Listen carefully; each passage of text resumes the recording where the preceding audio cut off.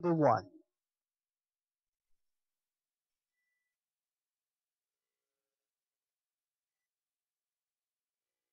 Racing just started the Bahaghari. Break quick, let us start. Kaligayahan, Russell, Dazzle in between horses. Then comes Military Secret.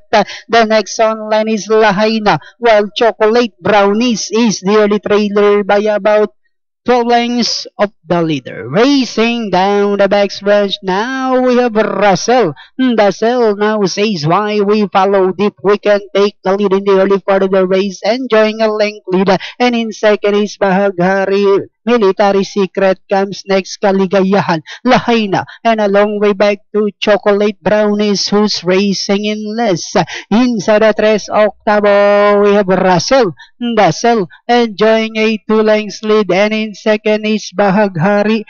Kaligayahan now trying to get closer into, then in fourth comes Military Secret, Lahaina, and a long way back to Chocolate Brownies, who's still racing in last. And they are now entering the home stretch. We have Russell, Dazzle by about 3 lengths, moving up down the inside is Bahaghari. The next online now is Kaligayahan.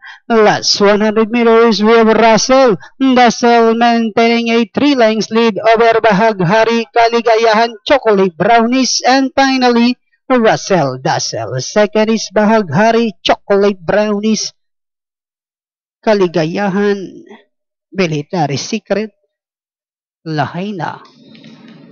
For race number 1, Bayang Karerista, ang ating pong unofficial winner, the favorite numero 4, that's Razzle Dazzle, skippered by WL Delphine.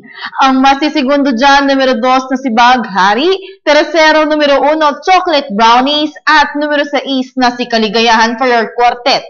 Yan po ang ating race number 1. Ating po munang balikan ang ating replay.